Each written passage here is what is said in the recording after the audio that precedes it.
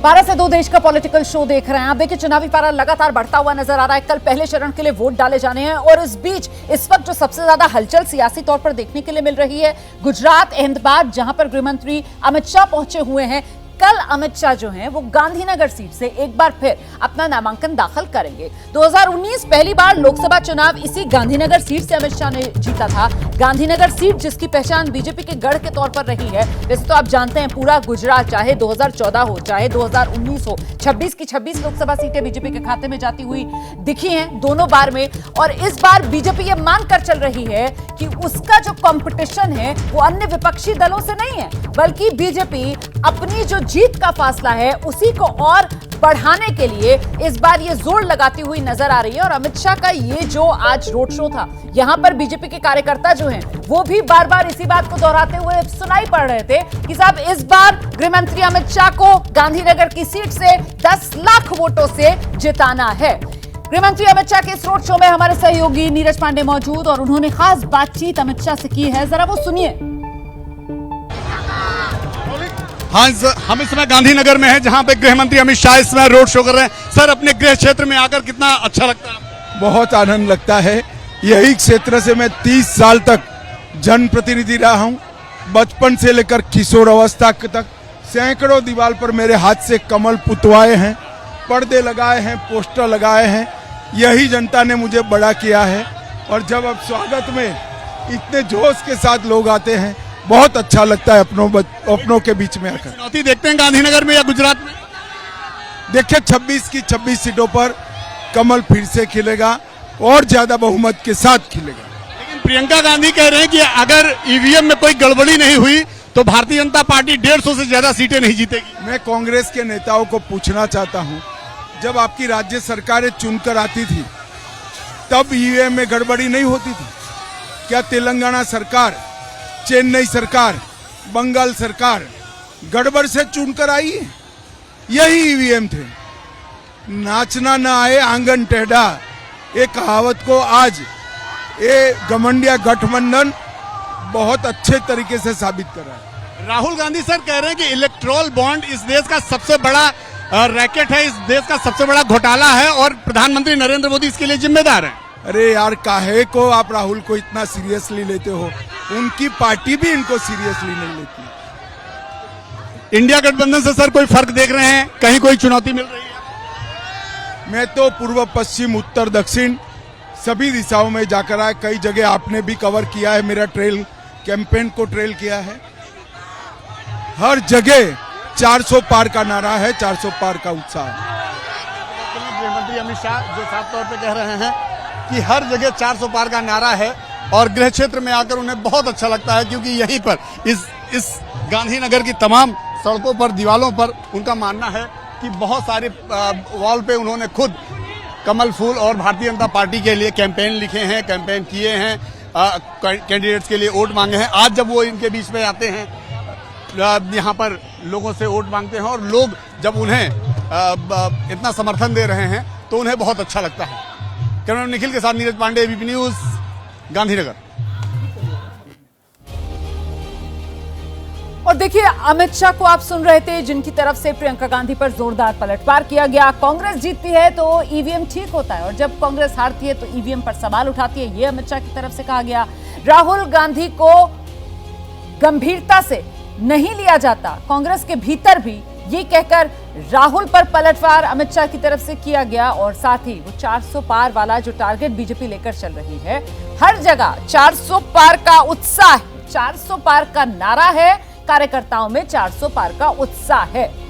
अमित शाह अहमदाबाद में road show करते हुए कल गांधीनगर से अपना नामांकन दाखिल करेंगे। गांधीनगर वो सीट है जहां से 6 बार लालकृष्ण आडवाणी सांसद रहे हैं। गांधीनगर वो सीट है जहां से अटल बिहारी वाजपेयी भी सांसद चुने गए हैं। तो एक तरीके से बीजेपी के गढ़ के तौर पर गांधीनगर की अपनी एक पहचान रही है और बीजेपी के वरिष्ठ नेताओं की सियासत की विरासत वाली आप इसे सीट कह सकते हैं। और 2019 से ये सीट अमित शाह ने जीती। एक बार फिर इस सीट पर बीजेपी की तरफ से अमित शाह को उम्मीदवार बनाया गया और अब कल इस सीट से अमित शाह अपना नामांकन दाखिल करेंगे। सीधे आपको लेकर चलेंगे, हमारे साथ हमारे सहयोगी नीरज पांडे इस वक्त मौजूद है। नीरज, आपने जो बातचीत की गृह मंत्री अमित शाह से, अभी हमने दर्शकों को वो सुनाई। कुल मिलाकर अमित शाह के निशाने पर प्रियंका गांधी, राहुल गांधी और कांग्रेस का सूपड़ा साफ हो रहा है। यही लब्बो लुबाब इस बात का?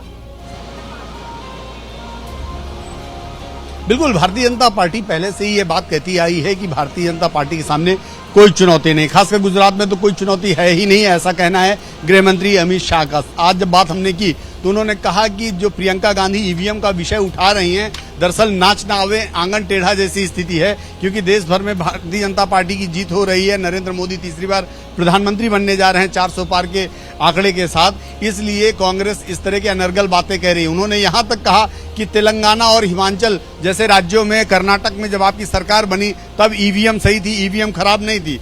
आज जब आप लोकसभा चुनाव हार रहे हैं तो आप ईवीएम पर ठीकरा भुगत फोड़ रहे हैं और ईवीएम का बहाना बना रहे हैं, तो ऐसा नहीं चलेगा। देश में लोकतंत्र है, लोकतंत्र में जो सही है आपको संवैधानिक संस्थाओं पर विश्वास करना पड़ेगा। राहुल गांधी के विषय पे भी उन्होंने निशाना साधा रोमाना, और उन्होंने साफ तौर पे कहा कि राहुल गांधी को जब उनकी पार्टी ही सीरियसली नहीं लेती है तो हमें नहीं लेना चाहिए। तो ये सीधे गृह मंत्री अमित शाह ने हमला किया है, जवाबी हमला किया है कांग्रेस पर, कांग्रेस के दोनों नेताओं पर, राहुल गांधी और प्रियंका गांधी पर। और उन्होंने एक बार एबीपी न्यूज से फिर बात की और कहा कि आपने पूरे देश में कैंपेन टेल कई जगह हमारा कवर किया है, उस दौरान आपने देखा जिस तरह से भारतीय जनता पार्टी को इतना जबरदस्त समर्थन मिल रहा है, उससे साफ है कि नरेंद्र मोदी तीसरी बार 400 के आंकड़े के साथ प्रधानमंत्री बनने जा रहे हैं। बिल्कुल सुना हमने कैसे गृहमंत्री अमित शाह की तरफ से कहा गया कि 400 पार का नारा है और 400 पार का ही कार्यकर्ताओं के भीतर उत्साह भी है। बहुत शुक्रिया आपका नीरज पांडे तमाम बातचीत के लिए।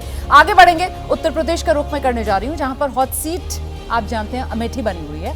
अमेठी से राहुल गांधी के चुनाव लड़ने की चर्चाओं के बीच बीजेपी ने कांग्रेस में सेंधमारी तेज कर दी है। यूपी कांग्रेस ने कल जिस नेता विकास अग्रहरी को अपने सोशल मीडिया विभाग का प्रदेश का सह समन्वयक बनाया, वो आज केंद्रीय मंत्री और अमेठी से बीजेपी उम्मीदवार स्मृति ईरानी की मौजूदगी में बीजेपी में शामिल हो गए। तो देखिए किस तरीके की सेंधमारी बीजेपी की तरफ से कांग्रेस में की गई है, और कहीं ना कहीं से कांग्रेस की कमजोरी की जो कलई है वो खुल गई है अमेठी में। अभी तक तो सस्पेंस है, राहुल गांधी क्या अमेठी से लड़ेंगे या नहीं लड़ेंगे। 2019 में स्मृति ईरानी ने ही राहुल गांधी को अमेठी लोकसभा सीट में करारी शिकस्त दी थी, और राहुल के अमेठी से लड़ने की चर्चाएं हालांकि अब तेज हो गई, खासतौर से तब जबकि पार्टी के वरिष्ठ नेता जयराम रमेश ने एबीपी न्यूज से खास बातचीत में कह दिया था कि साहब राहुल गांधी जो हैं वो कह चुके हैं कि जो पार्टी फैसला लेगी वो उसका पालन करेंगे, वो उसके अनुशासित सिपाही हैं। कार्यकर्ता चाहते हैं राहुल गांधी चुनाव लड़े, और खुद राहुल गांधी की तरफ से भी जब प्रेस कॉन्फ्रेंस साझा की गई थी, अखिलेश यादव के साथ संकेत दे दिए गए थे कि जो पार्टी कहेगी वो वही करेंगे। तो मतलब राहुल गांधी अमेठी से चुनाव मैदान में उतर सकते हैं क्या? देखिए, अमेठी के बाद जो भी मुझे ऑर्डर मिलेगा मैं वो करूंगा। सीईसी मीटिंग हमारी पार्टी में सीईसी मीटिंग्स में ये डिसीजन लिए जाते हैं। हम जानते हैं कि 26 तारीख के बाद राहुल गांधी यहाँ आएंगे। हम ये भी जानते हैं कि उन्होंने हर 2 दिन में अपने वक्तव्य में इस बात को प्रदर्शित किया है कि वायनाड ही उनका परिवार है। हिंदी में कहावत होती है, लोग रंग बदलते हैं, हम लोगों को रंग बदलते देख पाए हैं लेकिन परिवार बदलते पहली बार देखे। 26 तारीख के बाद जब वो आएंगे अपने टोले के साथ, धर्म और जाति के आधार पर हमको बांटने का वो दुस्साहस करेंगे।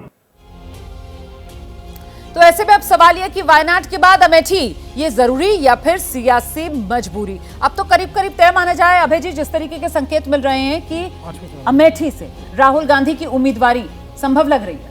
देखिए, राहुल गांधी वहाँ चुनाव लड़ेंगे कि नहीं लड़ेंगे मुझे नहीं पता, कांग्रेस की तरफ से अभी तक साफ नहीं किया गया है। राहुल गांधी ने पिछले दिनों जो बातें कही हैं उससे लगता है कि शायद वो लड़ेंगे, लेकिन मेरा शुरू से मानना है कि राहुल गांधी वहाँ चुनाव जीते या हारें, उन्हें अमेठी से चुनाव लड़ना चाहिए। ठीक है, अमेठी छोड़ के उन्हें नहीं जाना चाहिए। उनके पास एक सुरक्षित सीट है वायनाड की, वहां से वो सांसद हो जाएंगे, लेकिन अमेठी से अगर वो लड़ेंगे तो न केवल उनके व्यक्तित्व को फायदा होगा बल्कि कांग्रेस की जो मुहिम है उत्तर प्रदेश में उसको भी थोड़ा सा लाभ होगा। तो मतलब ये सियासी मजबूरी नहीं बल्कि जरूरी है राहुल गांधी का अमेठी से चुनाव लड़ना। राकेश शुक्ला जी, देखिए पार्टी चाहती है कि राहुल गांधी अमेठी से चुनाव लड़ें, लेकिन राहुल गांधी ऊहापोह में है। ऊहापोह में होने का मूल कारण ये है कि पिछले 5 साल में राहुल गांधी 3 बार अमेठी गए और तीनों बार औपचारिक दौरा रहा उनका। कोई वो अमेठी के मतदाताओं से मिलने के लिए नहीं गए। चुनाव हारने के बाद से उन्होंने जिस तरीके से अमेठी को नजरअंदाज किया है, तो राहुल गांधी भले ही ये कह रहे हो कि पार्टी तय करेगी, लेकिन यदि राहुल गांधी से पूछा जाएगा तो राहुल गांधी बड़ी सहजता से अमेठी चुनाव लड़ने के लिए तैयार नहीं होंगे। ठीक है विनोद जी। देखिए, राहुल गांधी अमेठी से चुनाव लड़ेंगे और 26 जो कल की प्रेस कॉन्फ्रेंस जो परसों की जो अखिलेश के साथ उनकी हुई है, उससे साफ संकेत है। उन्होंने कहा कि पार्टी तय करेगी, पार्टी जो आदेश देगी सीईसी तय करती है। इसका मतलब है कि वो, और जो स्मृति ईरानी भी कह रही कि वो 26 तारीख के बाद यहाँ आएंगे। और उससे पहले एबीपी न्यूज को जयराम रमेश ने जो इंटरव्यू दिए, तो एक तरीके से उनकी तरफ से पार्टी के मन की बात बता दी गई। उन्होंने खुलकर कहा कि हाँ, कार्यकर्ता चाहता है, पार्टी चाहती है। बिल्कुल जी। और अमेठी से भी जिस तरह का फीडबैक कांग्रेस पार्टी को मिल रहा है, वो यही मिल रहा है कि अमेठी का कांग्रेस कार्यकर्ता चाहता है कि राहुल गांधी यहाँ के चुनाव लड़े। और मुझे लगता है राहुल गांधी इसी का इंतजार कर रहे थे कि यहाँ से वहां से इस तरह की डिमांड, मतलब कार्यकर्ताओं की तरफ से मांग उठे। बिल्कुल भाई, अगर कार्यकर्ता ही नहीं चाहेगा फिर आप चुनाव लड़ने गए तो फिर तो हो जाएगा कि आपको जबरदस्ती भेज दिया गया। लेकिन फिर इसे मजबूरी माना जाएगा या जरूरी माना जाएगा? क्योंकि जो बात राकेश शुक्ला जी ने कही बड़ी इंपॉर्टेंट बात है कि जब आप हार जाते हैं और उसके बाद आप वहां के वोटर के साथ कनेक्ट बनाने की 5 साल में कोई कोशिश करते तो दिखते नहीं है। बिल्कुल सच बात बोली है शुक्ला जी ने, जिस तरह से उसमें एक बात और ऐड कर दूं कि जब वो वायनाड गए तो उन्होंने एक और पॉलिटिकल स्टेटमेंट दिया था जिसकी काफ़ी आलोचना हुई, जब उन्होंने कहा कि दक्षिण भारत के जो वोटर है वो ज़्यादा समझदार है उत्तर भारत के मुकाबले में। और राहुल गांधी वहाँ नहीं गए अमेठी चुनाव हारने के बाद, बल्कि कोई उनका रिप्रेजेंटेटिव भी कई बार होता है, क्योंकि वो बड़े नेता हो गए, राष्ट्रीय नेता, तो कोई रिप्रेजेंटेटिव होता है जो लगातार उस कॉन्स्टिट्यूंसी को देखता। वो भी काम कांग्रेस की तरफ से नहीं हुआ। वहाँ प्रियंका गांधी उस समय चुनाव की प्रभारी भी रहीं, बाद में चुनाव को देखती रही, उत्तर प्रदेश को देखती रही, लेकिन अमेठी में कोई इस तरह की एक्सरसाइज नहीं की गई। इसलिए ज़रूरी है कि कांग्रेस को यदि अपनी ज़मीन बचानी है, उत्तर प्रदेश में अपनी ताकत बनानी है, तो राहुल गांधी जी को वहाँ लड़ना चाहिए। और जैसे विनोद जी ने कहा ना, वो ठीक है, वो एक माहौल बने कि भी कार्यकर्ता जो है वो चाहता है, इसलिए राहुल गांधी वहाँ से लड़ेंगे चुनाव। और वो सीट कोई कमज़ोर नहीं है, 44% वोट अमेठी में कांग्रेस को मिले जब राहुल गांधी हारे तब भी। तो दूसरी सीट है वो, रायबरेली में 55% वोट मिले। 12 से 2 देश का पॉलिटिकल शो देख रहे हैं आप। वरिष्ठ पत्रकारों का पैनल लगातार बना हुआ है हमारे साथ सियासी खबरों को डीकोड करने के लिए। लोकसभा चुनाव में आप जानते हैं कल से पहले चरण की वोटिंग की शुरुआत कल हो जाएगी। 21 राज्य, 102 सीटें जिन पर कल वोट डाला जाना है। लेकिन इस वोटिंग से पहले राहुल गांधी और प्रियंका गांधी ने बीजेपी की सीटों को लेकर एक बड़ा दावा बीते कल किया, जिससे बीजेपी भड़क गई है। दोनों की तरफ से कहा गया, राहुल और प्रियंका की तरफ से कि 150 या 180, इससे ज्यादा बीजेपी पार नहीं करने जा रही। और इसी पर बीजेपी की प्रतिक्रिया भी आ रही है। मैं सीट्स का प्रेडिक्शन तो नहीं करता हूं, जनरल बात कह सकता हूं कि बीजेपी को मुझे लग रहा था 15-20 दिन पहले कि 180 से 180 तक जाएंगे, अब मुझे लग रहा है 150 तक जाएंगे। हर स्टेट में हमें रिपोर्ट मिल रही है कि हमारा चुनाव इंप्रूव कर रहा है और अंडर करंट है। जब कांग्रेस जीतती है इन्हीं ईवीएम मशीनों से, उस वक्त का प्रियंका गांधी सो रही होती है? हिमाचल में तुम जीते, कर्नाटक में तुम जीते, क्या उस वक्त प्रियंका गांधी सो रही थी? ये तो हारने के बाद कैसे रोना है उसकी प्रैक्टिस कर रहे हैं, उसकी योजना बता रहे हैं कि हारने के बाद हमने इस शब्द को लेकर रोना है। किस आधार पे ये कह रहे हैं कि ये 400 पार होंगे, यही जाने। ईवीएम में कोई गड़बड़ी नहीं है तो मैं दावे के साथ कह सकती हूँ ये 180 से ज्यादा सीट नहीं ले सकती। अरे मैडम, पहले खाता खोलने की स्थिति तो बनाइए। कांग्रेस खाता खोलेगी कि नहीं पता नहीं है, जनता के बीच में काम करना पड़ता है। 55 साल तक इस देश को कांग्रेस पार्टी ने लूटने का काम किया है, तो प्रियंका गांधी जी को बताना चाहिए कि 55 साल तक हमने क्या काम किया करेंगे तभी तो जनता वोट देगी। तो कल जो पहले चरण के लिए वोटिंग होनी है, 21 राज्यों में 102 लोकसभा सीटें हैं और इन 21 राज्यों की 102 सीटों पर किसका दावा सटीक, इसी को लेकर चलिए जरा एक राउंड चर्चा यहां पर कर लेते हैं। विजय जी के साथ शुरुआत करेंगे। मेरे ख्याल से ये सबसे बड़ा जो फेज है, फर्स्ट फेज जो है, वही शायद सबसे बड़ी चुनौती बीजेपी के लिए इस लिहाज से कि तमिलनाडु में 2019 में एक भी सीट नहीं मिली थी। उत्तर प्रदेश की जो 8 सीटें जहां पर वोटिंग होने जा रही है उनमें से 5 सीटें बीजेपी हार गई थी। मध्य प्रदेश में भी जो सीटें हैं उसमें वो छिंदवाड़ा की सीट जो इकलौती सीट बीजेपी हारी थी। तो यही वो सबसे बड़ा इंपॉर्टेंट फेज जहां पर बीजेपी को खुद को इंप्रूव करना है। बिल्कुल, एक तो ये सबसे बड़ा फेज, वैसे भी 102 सीटों पर ही चुनाव, सबसे ज़्यादा सीटों पर चुनाव हो रहा है, पहला चुनाव है। तो इससे क्या होता है कि आगे के जो फेजेस होते हैं उसमें भी एक माहौल बनता है। तो किस तरह से हो रहा है, और जैसे आपने जिक्र किया तमिलनाडु उसमें सबसे इम्पॉर्टेंट है, जहाँ पर 39 सीटों का चुनाव है और भारतीय जनता पार्टी को एक भी सीट नहीं मिली है। और प्रधानमंत्री को, यदि आपको ध्यान हो कि प्रधानमंत्री जी ने इस बार तमिलनाडु पर सबसे ज़्यादा फोकस किया, और भारतीय जनता पार्टी के जो प्रदेश अध्यक्ष हैं वो भी एक बड़े एग्रेसिव तरीके से वहाँ चुनाव को देख रहे हैं। दूसरा जो फायदा हो रहा है कि AIADMK के वहाँ पर जो कमज़ोर हुई है उसके वोट बैंक पर भारतीय जनता पार्टी की नज़र है, और उसको साथ में लेकर या उसमें से कुछ हासिल करके वो अपनी जो दावेदारी है वहाँ पर कुछ पुख्ता करना चाहती है और कुछ सीटों पर एंट्री करना चाहती है। हालांकि बहुत मुश्किल काम मुझे लगता है आज की तारीख में भी। दूसरा, उत्तर प्रदेश का आपने जिक्र किया, 8 सीटों पर वहाँ हो रहा है, 3 सीटें भारतीय जनता पार्टी के पास है, 5 सीटें BSP और BSP 5 सीटें बीजेपी हारी है। BSP के पास 3 सीटें थी, 2 SP के पास थी। तो मुझे लगता है कि दोनों जगह पर, खासतौर से उत्तर प्रदेश में 1-2 सीटें उसकी इस फेज में बढ़ सकती है। लेकिन ये चुनौती की बात है, क्योंकि 400 पार का यदि नारा देना है तो उत्तर प्रदेश ही एक ऐसी जगह है जहां पर उसको बढ़ाना है, और तमिलनाडु ऐसी जगह है जहां पर उसको खाता खोल के कुछ सीटों का इजाफा वो कर सकते। बिल्कुल, इसीलिए विनोद जी अपने दम पर 370 पार अब की बार अगर ये करना है तो उसके लिए सबसे ज्यादा जोर इसी फेज में बीजेपी को लगाना है। देखिए, जोर तो हर फेज में लगाना पड़ेगा, और चुनौती, राजनीतिक चुनौती हर सीट पर होती है। जो सीटें आपने जीती हुई हैं या जो इलाके आपने जीते हुए उनको बचाए रखने की होती है, और जो नए इलाके हैं वहाँ कुछ करने की चुनौती होती है, जीतने की चुनौती होती है। तो चुनौती तो दोनों जगह है। ऐसा नहीं है कि तमिलनाडु में चुनौती है, उत्तर प्रदेश में चुनौती नहीं है। अभी जिन 8 सीटों का चुनाव होना है वहाँ भी जिस तरह खबरें आ रही हैं कि कई सीटें फंसी हुई हैं, कई तरह का संघर्ष है, स्थानीय समीकरण है, राजपूत नाराज है, इस तरह की चीज़ें तो चुनौती तो होती है। लेकिन जो 370 और 400 का है, मेरा मानना ये है कि एक बड़ा टारगेट प्रधानमंत्री जी ने इसलिए आगे रखा है कार्यकर्ताओं के आगे, और विपक्ष का मनोबल तोड़ने के लिए, कि जब आप 400 पार की बात करेंगे तो बहस जो होगी वो ये होगी 400 आएंगी, 300 आएंगी, 350 आएंगी। अगर आप 300 को ही टारगेट रखेंगे तो बहस होगी 250 आएंगी कि 270 आएंगी। तो इसलिए ये एक मनोवैज्ञानिक युद्ध का एक हिस्सा है, और उसी मनोवैज्ञानिक हिस्से के तहत राहुल गांधी ने 150 सीट कह दी। उन्होंने अपने कार्यकर्ताओं के लिए जो है कि भाई अपना मनोबल बढ़ाने के लिए कि कुछ नहीं है, 400 बेकार है, 150 आ रही, वो 150 की बात कर रहे हैं। तो एक तरह से उनका अधिकतम, इनका न्यूनतम, दोनों तरह के टारगेट फिक्स करके दोनों पार्टियां एक मनोवैज्ञानिक युद्ध जो राजनीति में होता है वो खेल रही हैं। ठीक है, और ऐसे में देखिए कल ये जो वोटिंग होनी है फर्स्ट फेज के लिए, इसको लेकर एक और सवाल जो मैं अब आपके सामने रखने जा रही हूं, किधर जाएगा चुनावी रण, बता देगा पहला चरण। जिस बात का जिक्र अभी विजय जी भी कर रहे थे, अभय सर का रुख कर लेते हैं कि ये जो फर्स्ट फेज होगा, वोटिंग जिसमें होगी, उसी से एक तरीके से बाकी के जो 6 आगे चरण में वोट डाले जाएंगे उसका स्टेज सेट हो जाएगा। सर देखिए, यहाँ पे उत्तर प्रदेश की केवल 8 सीटों पे वोट पड़ रहा है। हाँ जी, तो मुझे नहीं लगता कि इससे बाकी जगह के लिए स्टेज सेट होगा। पहली बात हुई। दूसरी बात यह है कि भारतीय जनता पार्टी ऐसी राजनीतिक शक्ति किसी नए क्षेत्र में अपना प्रसार कैसे करती है, इसके 2 तरीके हैं। पहला तरीका यह है कि वह राष्ट्रीय स्वयंसेवक संघ पहले जमीन बनाता है काफी दिनों तक, फिर धीरे धीरे उसका राजनीतिकरण किया जाता है, पॉलिटिसाइजेशन किया जाता है, फिर भाजपा आगे बढ़ती है। दूसरा तरीका यह होता है उसका कि भाजपा बड़े पैमाने पर दल बदल कराती है जी। और जैसे उत्तर पूर्व में हुआ, उत्तर पूर्व में सारी की सारी कांग्रेस की शक्तियां भाजपा में आ गईं और भाजपा वहां की प्रमुख शक्ति बन गई।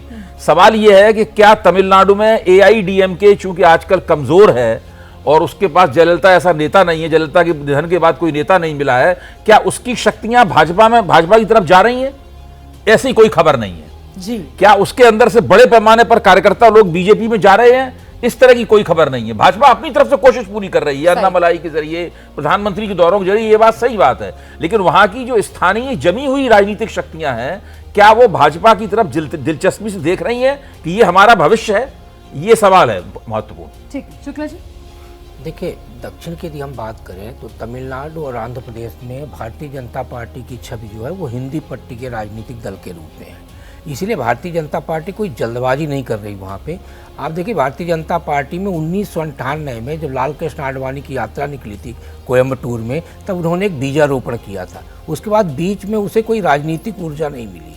2014 के बाद प्रधानमंत्री बनने के बाद नरेंद्र मोदी ने फोकस किया तमिलनाडु पे, और इस बार जो अन्नामलाई की यात्रा चल रही है उसके जरिए भारतीय जनता पार्टी अपना प्रसार कर रही है। वो सीट, उसको पता है कि हम सीट नहीं जीतेंगे, लेकिन सबसे पहले उसको ये तैयारी करना है कि तमिलनाडु में झंडा पकड़ने वाले कार्यकर्ता तैयार हों, क्योंकि बंगाल में भी ये कहते हैं कि उसको ये पता है कि हम सीट नहीं जीतेंगे, तो फिर कहीं ना कहीं आप कहीं ऐसा तो नहीं कि अंडर एस्टिमेट कर रहे हैं बीजेपी को? मतलब प्रधानमंत्री नरेंद्र मोदी जो हैं वो इस साल के शुरुआती महीने में हर महीने 2-2 बार वो तमिलनाडु जा रहे हैं, तो क्या वो अपनी एनर्जी वहां पर वेस्ट कर रहे हैं 24 चुनाव में, जब इतना क्रूशियल टाइम है? कोई एनर्जी वेस्ट नहीं कर रहे, वो उर्वरा कर रहे हैं उसको तमिलनाडु को, तमिलनाडु को उर्वरा। उसका कारण देखिए, उसका कारण ये है कि वहाँ डीएमके है, एआईडीएमके में नेतृत्व विहीन हो चुका है, जैसे अभी अभय जी बोल रहे थे। आज भले ही ना हो, लेकिन पन्नीर सेल्वन को उन्होंने समर्थन किया है, और आने वाले समय में एआईडीएमके का जो मिजाज है वो भारतीय जनता पार्टी के साथ बहुत कुछ मेल खाता है। शरद कुमार समर्थन दिया है, पीएमके के साथ समझौता, अन्य छोटे दलों के साथ बिल्कुल वहां पर समझौता हुआ है, और टीटीवी दिनाकरण जो है उसकी पार्टी के साथ भी समझौता हुआ है, और ये वो सीट है जहां से टीटीवी दिनाकरण लड़ रहे हैं। इकलौती सीट जो एआईएडीएमके के खाते में 2019 लोकसभा चुनाव में गई थी। 12 से 2 देश का पॉलिटिकल शो जारी है। अब जरा महाराष्ट्र की बात करेंगे। बड़ी दिलचस्प लड़ाई महाराष्ट्र लोकसभा चुनाव में इस बार देखने के लिए मिलेगी। बारामती सीट पर जहां आमने सामने ननंद और भाभी जी, लड़ाई दिलचस्प है। पवार खानदान के 2 बड़े चेहरे एक दूसरे के खिलाफ चुनावी मैदान में ताल ठोकते हुए नजर आएंगे। दोनों ने ही आज अपना नामांकन दाखिल किया है। मैं बात कर रही हूं शरद पवार की बेटी, जो फिलहाल बारामती से सांसद हैं, सुप्रिया सुले की, और दूसरी तरफ उनके सामने एनसीपी अजीत गुट से खुद अजित पवार की पत्नी, मतलब शरद पवार की बहू सुनित्रा पवार जो हैं, वो एनडीए के उम्मीदवार के तौर पर अपनी ही ननद के सामने चुनाव मैदान में ताल ठोकती नजर आई। और ऐसे में अब वो सवाल जिसको लेकर हम चर्चा करेंगे, ननद वर्सेस भाभी, कौन पड़ेगा भारी? लड़ाई दिलचस्प होने वाली है विजय जी महाराष्ट्र बारामती में। बिल्कुल, लेकिन ये सवाल जो है ना, ननद वर्सेस भाभी दिखने में इंटरेस्टिंग है, लेकिन ये इलेक्शन अजीत पवार वर्सेस शरद पवार है। और उसमें क्या है कि शरद पवार को माना जाता है औपचारिक तौर पे कि बारामती उनका गढ़ है, और वो लंबे समय तक उसको रिप्रेजेंट करते रहे हैं, और वहाँ पर पिछली बार सुप्रिया जी को उन्होंने सीट दे दी तो बारामती से वो एमपी बन गई। लेकिन उसकी एक हकीकत और है कि बारामती पूरा का पूरा कोऑपरेटिव सेक्टर का शहर है, इलाका है, और वो कोऑपरेटिव सेक्टर पिछले 25 साल से शरद पवार के नाम पर अजीत पवार देख रहे हैं। इसलिए अजीत पवार के पास एक बड़ा कब्जा है उस पूरे इलाके में। तो ये समझना कि सुप्रिया सुले एक सिटिंग एमपी हैं और शरद पवार की बेटी है, केवल वो इमोशनल कार्ड की वजह से सुप्रिया सुले भारी पड़ती हैं वहां पर, जिसमें जीत सकती हैं। लेकिन अजीत पवार के पास वो, क्योंकि शरद पवार के साथ काफी वहां पर देखने के लिए मिलता है। ऐसे में बारामती, क्योंकि अजीत पवार का जो बारामती के साथ कनेक्शन है वो भी विजय जी ने बनाया। विनोद जी, मैं आपसे जानना चाहती हूँ कि बारामती के नतीजे से तय होगा पवार वर्सेस पवार की फाइट में कौन भारी या नहीं? तमाम महाराष्ट्र की जो लोकसभा सीटें जहां पर एनसीपी फाइट में है, उसी के नतीजों से इस बात पर मोहर लगी। देखिए, एनसीपी जो शरद पवार की 10 सीटें लड़ रही है महाराष्ट्र में। अजीत पवार कितनी सीटें लड़ रहे हैं अभी तय नहीं हुआ है, अभी तक वहाँ सीटों का बंटवारा नहीं है। अब जो भी लड़े तो चाहे तो दोनों की ताकत का फैसला तो ओवरऑल होगा, ओवरऑल। लेकिन बारामती इसलिए महत्वपूर्ण है कि शरद पवार की अपनी सीट रही है, और सुप्रिया सुले उनकी बेटी हैं, सीधे वो लड़ी है, लेकिन उनकी जीत में अजीत पवार का भी बड़ा योगदान रहता था, जैसा कि इन्होंने कहा हमारे विजय जी ने। लेकिन एक मैं उदाहरण दूं, थोड़ा सा तुलना करूंगा, हालांकि उसमें थोड़ा फर्क आएगा। उत्तर प्रदेश में एक जमाने में जो अजीत पवार करते थे वही मुलायम सिंह के लिए शिवपाल यादव करते थे। अखिलेश यादव उनके बेटे थे मुलायम सिंह के। जब शक्ति परीक्षा का दौर आया, मुलायम सिंह की भी स्थिति ऐसी हो गई थी शरद पवार के हेल्थ और उम्र के रीजन से, तो भारी अखिलेश यादव पड़ गए, शिवपाल यादव किनारे हो गए। लेकिन फर्क यह है कि शिवपाल यादव पर सत्ता नहीं थी, अजीत पवार सत्ता के साथ हैं। तो सत्ता का कितना लाभ अजीत पवार ले पाएंगे? भावनात्मक रूप से तो उनके खिलाफ एनसीपी का कोर वोटर होना चाहिए, लेकिन सत्ता का भी एक बहुत बड़ा चुंबक होता है। तो ये लड़ाई सत्ता और भावना की है।